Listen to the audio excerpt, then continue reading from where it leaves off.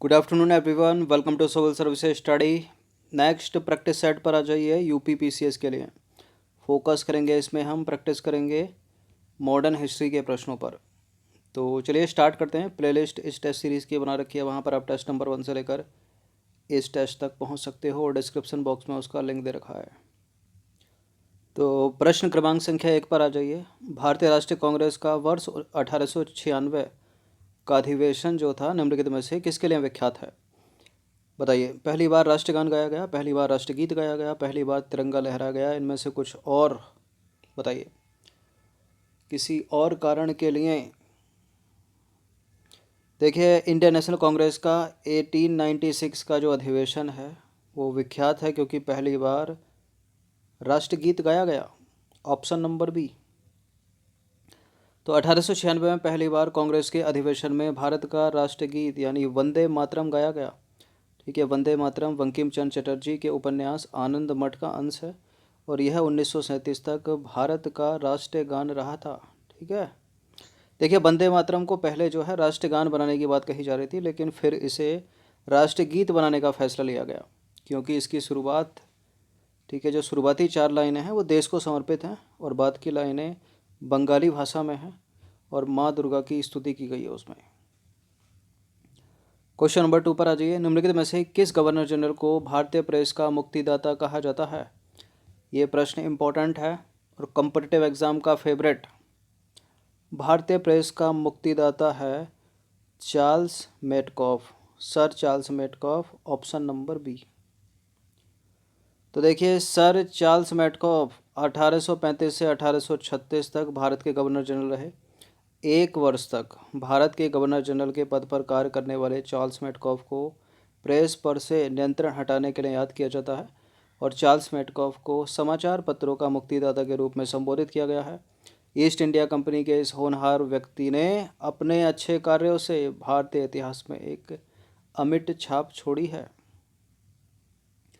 Question number 3 पर आ जाइए। समुद्री व्यापार से रिलेटेड करताज व्यवस्था का उपयोग किसके लिए किया जाता था, किसके द्वारा किया जाता था?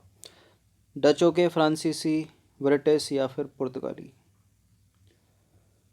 उन्हीं के द्वारा किया जाता था जो लेकर आए थे तंबाकू की खेती, कारताज व्यवस्था, यानी पुर्तगाली। Option number D. तो कारताज व्यवस्था का संबंध जो है पुर्तगालियों द्वारा समुद्री व्यापार के लिए जारी किए गए व्यापार लाइसेंस से था। 20वीं शताब्दी में अंग्रेजों ने भी नेवी सर्ट नामक जो है व्यवस्था शुरू की थी। ठीक है, क्वेश्चन नंबर 4 पर आ जाइए। सुरेंद्र नाथ बनर्जी से रिलेटेड निम्नलिखित में से कौन सा स्टेटमेंट गलत है? वे इंडियन नेशनल एसोसिएशन के सह संस्थापक थे, कलकत्ता के रिपन कॉलेज के संस्थापक थे, उन्हें राष्ट्रीय चेतना के कॉन्सेप्ट के लिए जाना जाता है और उन्होंने आनंद मोहन बोस के साथ मिलकर साधारण ब्रह्म समाज की स्थापना की थी। बताइए, एक पक्का गलत है इनमें से। सुरेंद्र नाथ बनर्जी इंडियन नेशनल एसोसिएशन के सह संस्थापक थे, करेक्ट है। कलकत्ता के रिपन कॉलेज के संस्थापक थे, करेक्ट है। उन्हें राष्ट्रीय चेतना के कॉन्सेप्ट के लिए जाना जाता है, ये भी करेक्ट है। उन्होंने आनंद मोहन बोस के साथ मिलकर साधारण ब्रह्म समाज की स्थापना नहीं की थी। फिर क्या किया था उन्होंने इंडियन नेशनल एसोसिएशन की स्थापना की थी। तो देखिए, चौथा वाला विकल्प गलत है क्योंकि सुरेंद्र नाथ बनर्जी ने आनंद मोहन बोस के साथ मिलकर इंडियन नेशनल एसोसिएशन की स्थापना की थी। बात करें साधारण ब्रह्म समाज की स्थापना की तो आनंद मोहन बोस, शिवनाथ शास्त्री, शिवचंद्र सेन और उमेश चंद्र दत्ता ने की थी। ठीक है, याद रखना है। क्वेश्चन नंबर 5 पर आ जाइए। स्वतंत्रता आंदोलन के दौरान रविंद्रनाथ टैगोर ने नाइटहुड की उपाधि किस घटना के विरोध में वापस कर दी थी? इस प्रश्न का उत्तर तो पता ही होगा आपको। कई बार ये प्रश्न अलग अलग तरह से पूछा गया है इस चैनल पर टेस्ट सीरीज में। जलियांवाला बाग हत्याकांड के विरोध में। ठीक है, 13 अप्रैल 1919 को जो था, ऑप्शन नंबर बी है इसका आंसर। तो रविंद्रनाथ टैगोर को जो है 1915 में अंग्रेजों ने नाइटहुड की उपाधि से सम्मानित किया था। 13 अप्रैल 1919 में जलियांवाला बाग हत्याकांड से आहत होकर रविन्द्रनाथ टैगोर ने नाइटहुड की उपाधि जो है वापस कर दी और इस संदर्भ में उन्होंने लॉर्ड चेम्सफोर्ड को पत्र भी लिखा था।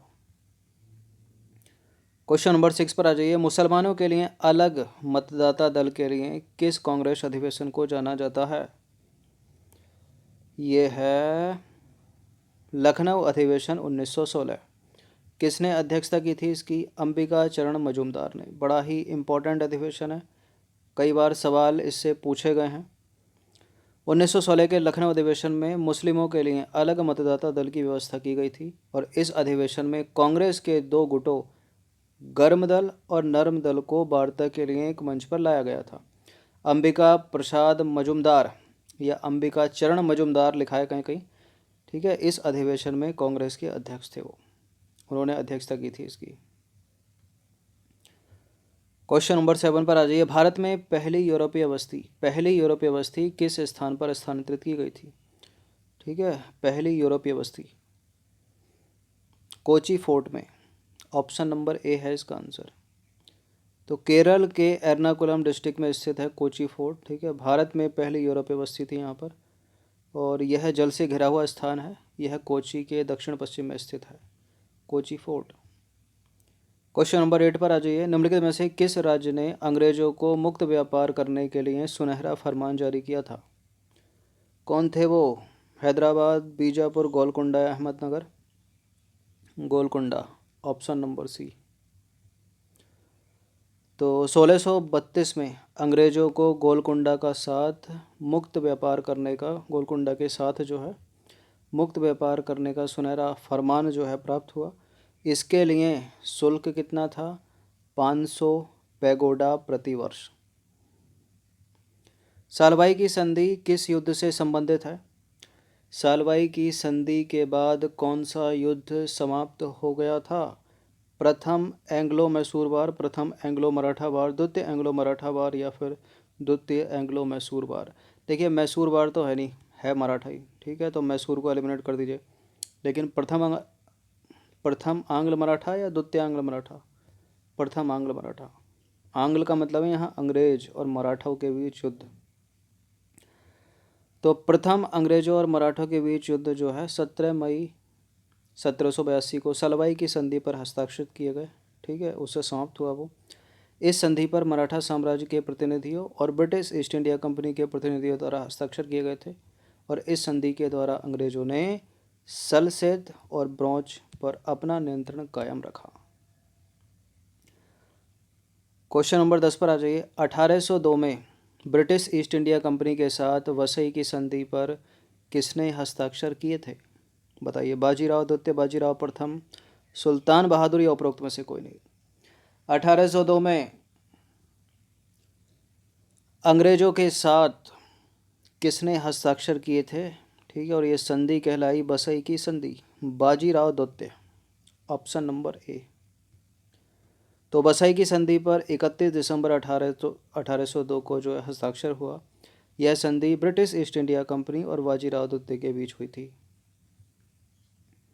क्वेश्चन नंबर 11 पर आ जाइए। भारत में सहायक गठबंधन किसने शुरू किया था? गठबंधन का मतलब यहाँ संधि से ही है, तो प्रश्न किसी भी तरह पूछा जा सकता है, ठीक है। इस तरह का अगर आपको लगे तो इसका इंग्लिश वर्जन देख लिया कीजिए, वहाँ सब्सिडरी अलायंस सिस्टम लिखा होगा और इसका उत्तर होगा lord Wellesley, option number B, ठीक है। तो सहायक गठबंधन की शुरुआत लॉर्ड वेलेजली ने की थी। वो 1798 से लेकर 1805 तक गवर्नर जनरल थे। हैदराबाद का निज़ाम इसमें सबसे पहले शामिल हुआ, उसके बाद मैसूर और फिर तीसरे स्थान पर अवध का नवाब इसमें शामिल हुआ। क्वेश्चन नंबर 12 पर आ जाइए। किस चार्टर अधिनियम के द्वारा ईस्ट इंडिया कंपनी के एकाधिकार को समाप्त कर दिया गया? ठीक है, इसका उत्तर है चार्टर अधिनियम 1813। कितने चार्टर हुए टोटल? 4 चार्टर हुए और एक एक चार्टर 20-20 साल के गैप में हुआ था, ठीक है। 1793 का चार्टर, 1813 का चार्टर, 1833 और 1853। तो 1813 के चार्टर अधिनियम के द्वारा ब्रिटिश ईस्ट इंडिया कंपनी के चार्टर को नवीनीकृत किया गया और इसमें ब्रिटिश ईस्ट इंडिया कंपनी के व्यापारिक एकाधिकार को समाप्त किया गया। क्वेश्चन नंबर 13 पर आ जाइए। कांग्रेस की अध्यक्षता करने वाली पहली भारतीय महिला कौन थी?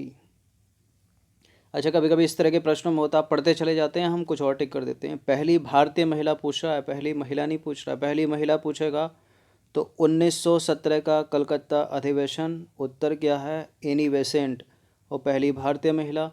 1925 का कानपुर अधिवेशन, उत्तर क्या है, सरोजनी नायडू। तो सरोजनी नायडू 1925 के कानपुर अधिवेशन में कांग्रेस की अध्यक्ष बनी। वे कांग्रेस की अध्यक्ष बनने वाली पहली भारतीय महिला थी। ठीक है, उनसे पहले एनी बेसेंट कांग्रेस की अध्यक्ष बनी थी 1917 के कलकत्ता अधिवेशन में। नंबर 14 पर आ जाइए। All India trade union Congress की स्थापना में किसने महत्वपूर्ण भूमिका निभाई इनमें से? इसका उत्तर तो पता ही होगा आपको, लाला लाजपत राय, और ये इसके पहले अध्यक्ष भी थे। ठीक है, तो all India trade union Congress Bharat के सबसे पुराने व्यापारिक संगठनों में से एक है। इसकी स्थापना हुई थी 31 अक्टूबर 1920 को बम्बई में। ठीक है, लाला लाजपत राय ने, ठीक है, बॉम्बे में किसने की थी, लाला लाजपत राय ने, और बाद में यह संगठन भारतीय कम्युनिस्ट पार्टी से जुड़ गया। तो स्थापना करने वाले भी लाला लाजपत राय और इसके पहले अध्यक्ष बनने वाले भी लाला लाजपत राय ही, याद रखिएगा। दूसरा गोलमेज सम्मेलन कब हुआ था? देखिए, कुल मिलाकर 3 गोलमेज सम्मेलन हुए। ठीक है, राउंड टेबल कॉन्फ्रेंस, पहला 1930 में, दूसरा 1931 और तीसरा 1932। ये जो 1932 था, इसमें जो है कांग्रेस के प्रतिनिधि की तरफ से महात्मा गांधी ने भाग लिया था। इन तीनों गोलमेज सम्मेलन में भाग लेने वाले व्यक्ति का नाम पूछा जाता है, डॉक्टर भीमराव अम्बेडकर। कई बार प्रश्न पूछा गया है। यहाँ उत्तर क्या है? तो पहला 1930, दूसरा 1931 और दूसरा ही पूछ रहा है, तो 30 को हटा दीजिए, 32 को हटा दीजिए। अब यहाँ 2 बचे, 17 नवंबर 1931 या 7 सितंबर 1931। 7 सितंबर 1931। तो देखिए, गोलमेज सम्मेलन की अगर बात करें तो 1930 से 1932 के बीच लंदन में आयोजित हुई। ठीक है, इस सम्मेलन का आयोजन तत्कालीन वायसराय लॉर्ड इरविन की 31 अगस्त 1929 की घोषणा के आधार पर हुआ। इस सम्मेलन में लॉर्ड इरविन ने साइमन कमीशन की रिपोर्ट प्रकाशित हो जाने के उपरांत भारत के नए संविधान की रचना के लिए लंदन में, ठीक है, गोलमेज सम्मेलन का प्रस्ताव रखा। गोलमेज सम्मेलन को भारत और इंग्लैंड के सभी राजनीतिक दलों के प्रतिनिधियों को आमंत्रित किया गया। गोलमेज सम्मेलन में, ठीक है, भारत और इंग्लैंड के सभी राजनीतिक दलों के प्रतिनिधियों को आमंत्रित किया गया। इस सम्मेलन की अध्यक्षता इंग्लैंड के तत्कालीन प्रधानमंत्री रैमजे मैकडोनाल्ड ने की और 3 सम्मेलन आयोजित किए गए। प्रथम गोलमेज सम्मेलन, द्वितीय गोलमेज सम्मेलन और तृतीय गोलमेज सम्मेलन। प्रथम गोलमेज सम्मेलन 12 सितंबर 1930 से 29 जनवरी 1931 तक, दूसरा 7 सितंबर 1931 से 2 दिसंबर 1931 तक, और तीसरा 17 नवंबर 1932 से 24 दिसंबर 1932 तक। ठीक है, इंपॉर्टेंट है, याद रखिए इनकी डेट। चलिए, इनकी प्रैक्टिस कर लीजिएगा एक बार। धन्यवाद।